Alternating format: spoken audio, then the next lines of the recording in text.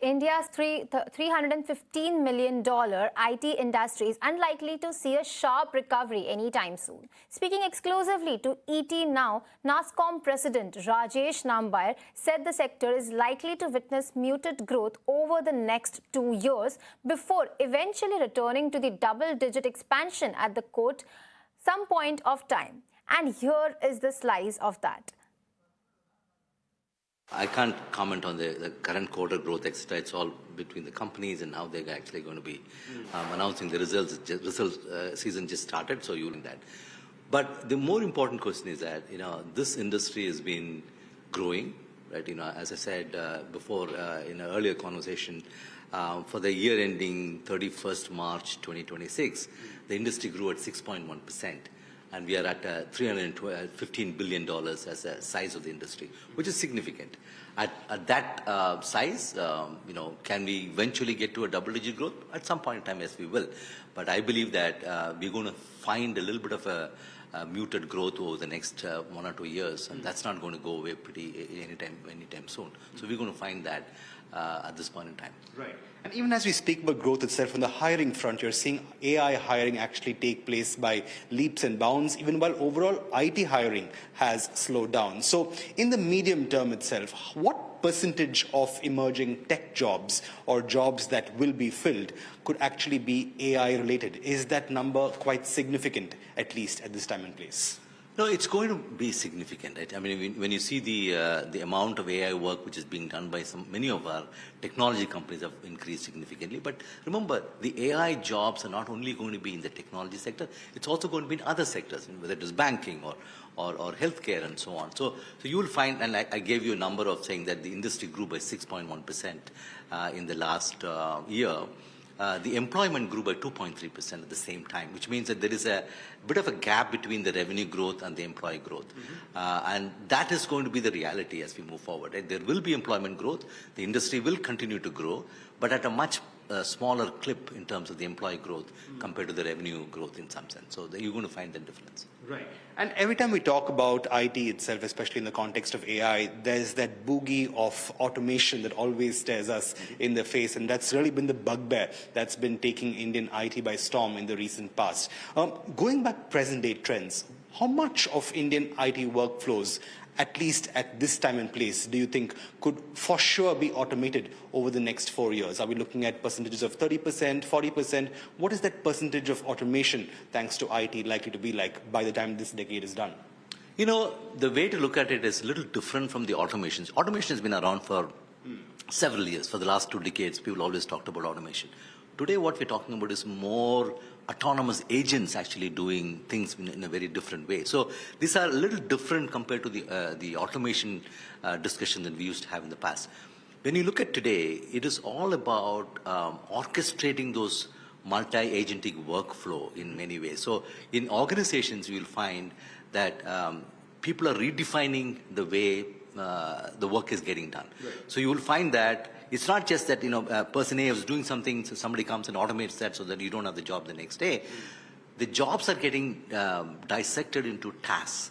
What you really automate or, agentify, if you may, with a AI agent is actually a task which is getting, automated in some sense. So if you are a person with, let's say, 7 tasks that in your job, then out of the 7, maybe 4 of them will get automated, the 3 of them will remain.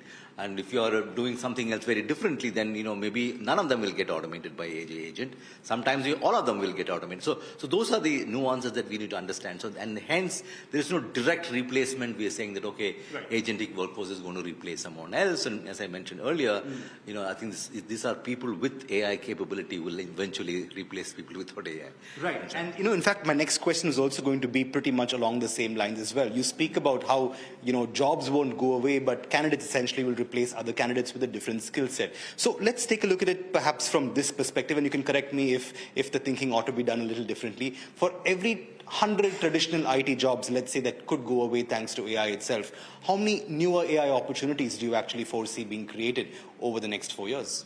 I believe the specific numbers are going to be tough for us to say, because not knowing what we don't know when you look at next couple of years. But when you go back and look at today's industry, every single technology services company which has announced their results have actually added people than taken away people. I mean, you'll hear of people, rejigging their workforce transformation, workforce rationalization, but you still find that there is a net hiring number which goes on.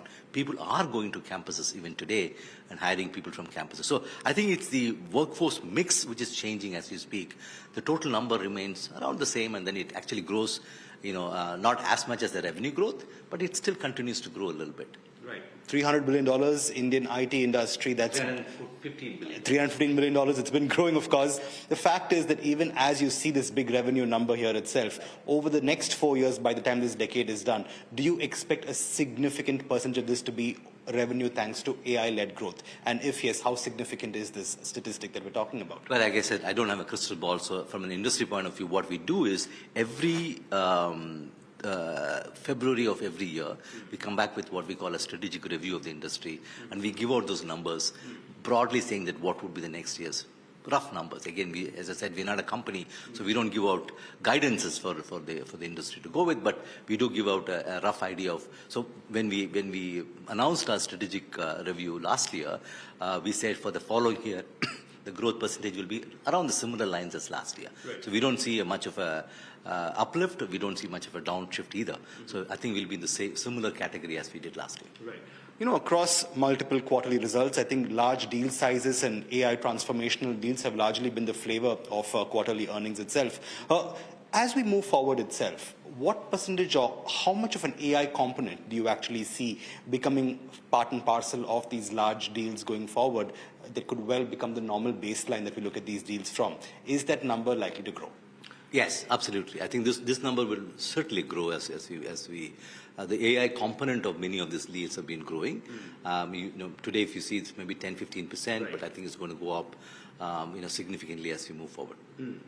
A lot of talk about how India is poised for its own AI future has been doing the rounds, and the discourse always features in any conversation that we have. But if India were to become an AI powerhouse, Rajesh, what do you think should be the priority area? Is it about building, let's say, 100 AI unicorns from India? Is it about literally owning technology within our borders? Is it about building the next big idea surrounding AI itself? How does India weigh its own AI future, and what should these priority areas look like for tech companies and beyond? It's across the board. It's not just the tech companies, right? And when you look at India as a country, countries compete for AI leadership, right? And we do too as India. But when you look at countries are looking at chipset, for example, or models is a separate one, data sets and so on. I think there are multiple areas where people could build in expertise and prowess and so on. We clearly have our own strengths. We will work on all of these layers, and the popular the layer example which one of our ministers has mentioned, we will work on all those layers: chips layers, the model layer, the infrastructure layer. The data centers are becoming a big topic of conversation as well. Data sets on top of that, and then you have the application layer and so on. I think when you look at all of those stacks within the AI story, there is no question that we will work on all of them, but we will have our niche in certain areas. Right. And I believe that for India and for India's tech sector, tech services sector, if you only isolate that for a second, I think the key is in making sure that AI is real.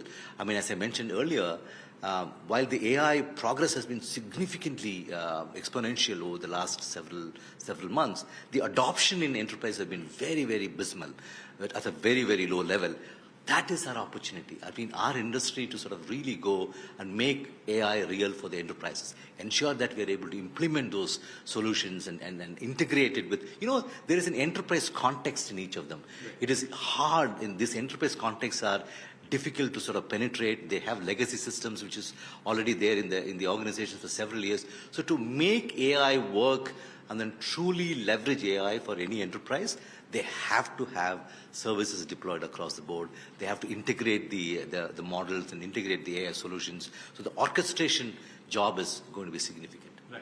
I'm going to put you on the spot for one last time then, even as 2030 approaches, barely 3.5 years to go. In your expertise and experience, how many AI jobs do you think India can create by the time the decade is done versus how many tech jobs could possibly be lost out thanks to AI? I can tell you one thing and nothing more. I will tell you that the AI jobs which is getting created will be more than the jobs which is getting lost, for sure. Right, absolutely, and that is no doubt heartening to look at, especially even as we approach a new era.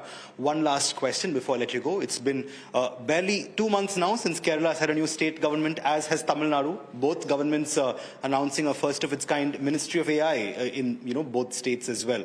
What is the opportunity here, Rajesh? Do you think there is a canvas that's wide open for state governments to leverage on AI and look to make transformational change thanks to the technology itself, and how so? Absolutely. I had the privilege and the opportunity to meet both the chief ministers over the last several days.